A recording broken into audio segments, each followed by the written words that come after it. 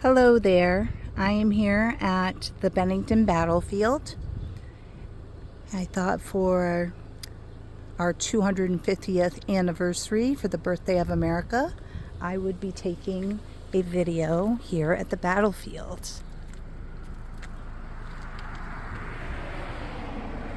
Now here is the Bennington Battlefield with the General Stark's victory on August 16th, 1777. So now we're up top here where one of the memorial and information plaques are.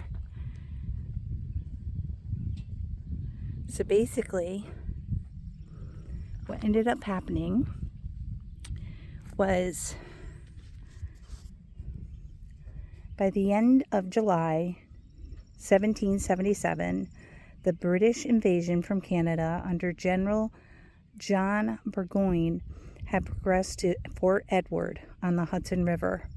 In desperate need of supplies, Burgoyne dispatched an expedition on August 11th under Lieutenant Colonel Friedrich Baum to capture American storehouses at Bennington, Vermont, which were thought to be guarded by only a handful of rebel militia.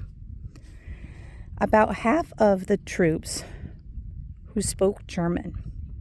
Although Brunswick, these men, like all German troops, were commonly called Hessians by the Americans, and the rest of Baum's force consisted of a small detachment of British sharpshooters, Indians, Canadians, and American loyalists. The British, however, had grossly underestimated American strength. New Hampshire had raised more than 1,500 men under General John Stark to meet Burgoyne's threat, and additional militia from Vermont and western Massachusetts also turned out. On August 14th, aware that the Americans' resistance was growing, Baum encamped his troops on and around this hill, just 5 miles from Bennington, awaiting reinforcements. On August 16th, the following day of rain, Stark deployed his troops to attack Baum on all sides.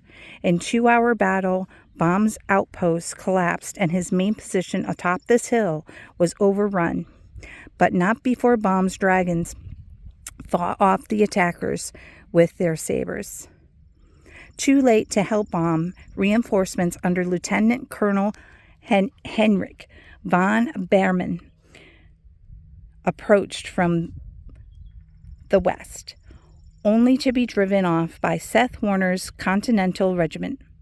Baum was killed in battle, and were over 200 of his men, and all few but remainder became American prisoners. Wherever the king's forces point, militia to the amount of 3,000 or 4,000 assemble in 24 hours. Vermont, he added, contained the most rebellious race on the continent and hangs like a gathering storm upon my left. The Americans were made their stand at Saratoga, where Burgoyne, his army weakened by dwindling supplies, surrendering on October 17th, 1977. And here is some more pictures of the forces when they joined forces. And then this here was Colonel Nicholas Colonel's approach.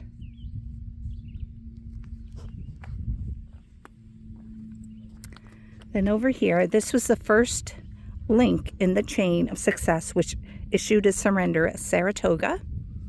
We had the river crossing. The travelers on the road to Bennington in 1777 crossed the Walloomsac River on the bridge where today's bridge stands at the foot of the hill. To defend this important crossing, Baum placed his Brunswick Gendarmes and his few British marksmen in a small breastwork overlooking the bridge and posted his Canadians in houses near the river. General Stark was aware that the enemy's troops were approaching Bennington in force and camped in his small army 3 miles east of the hill, just around the bend of Moonsack River. On August 16th, he set in motion his plan to dislodge bombs and entrench his forces. Stark would send 100 militia marching into view 100 yards from the bridge as a diversion. Meanwhile, 2 columns led by the colonels Moses Nicholas and Samuel Herrick would skirt either side of the hill and approach from the rear. 2 smaller columns under Colonels David Hobart and Thomas Stickney would assault the Tory redoubt, located on the rise of the ground across the river. The remaining troops would assault the small breastworks guarding the river crossing and charge up the south and east slopes of the hill. Stark's plan was a success. The outpost fell swiftly, and Baum's main position atop the hill was surrounded.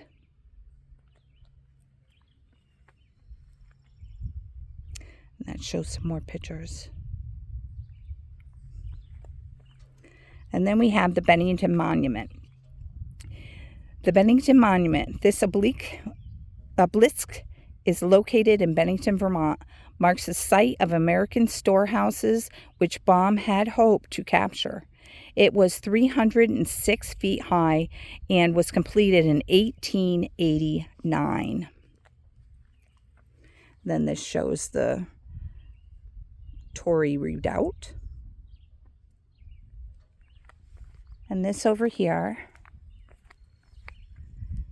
is the Hessian Hill. And this shows all of the land that there was there. There's tons and tons and tons of land to work with.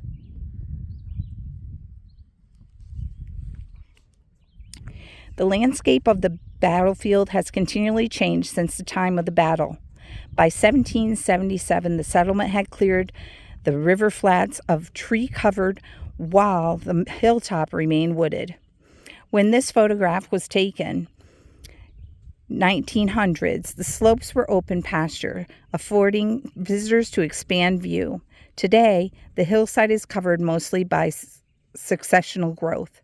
The road between Bennington and Saratoga ran along the base of this hill before crossing to the eastern bank of the Loonsack River. The pinnacle of the hilltop was mostly clear, while the steep slopes were wooded with old forest growth. Eyewitnesses to the fighting, the German surgeon Julius Maximus, wrote on the action below, "We could see this quite well from our mountain." Only 5 miles away, the Bennington Battle Monument, which marks the site of Baum's objective in Bennington, was formerly visible from this spot. After a ferocious hand-to-hand fight, the Patriot militia overran the German dragons, who fled down the hill through the baggage park to join Lieutenant Colonel Baum. And this here is going to show you the Tory position, the Tory fort, and the bridge position. And then over here is where the Bennington Battle Monument would be.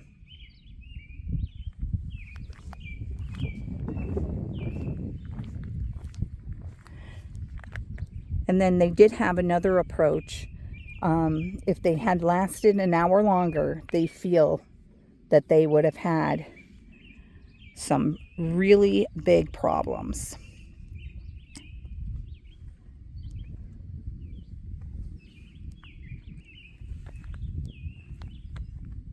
It just shows you more of the map and the fighting.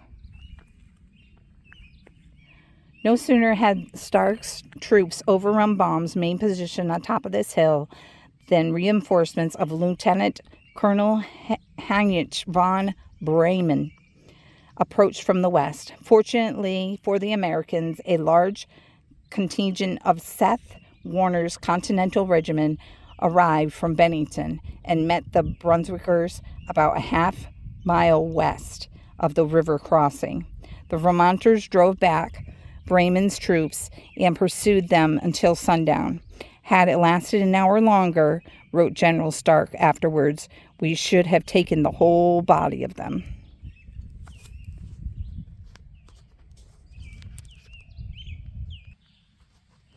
And here is a monument. It's just showing the soldiers coming into war.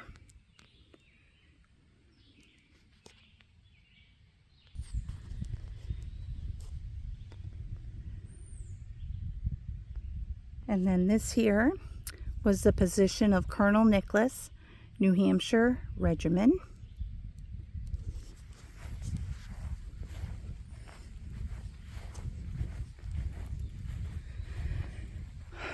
And then this here is the canyon corner. So here is the cannon that was used.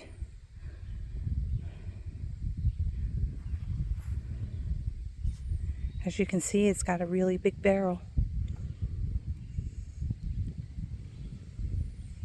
I hope you have a wonderful 250th birthday, America. Happy 4th of July.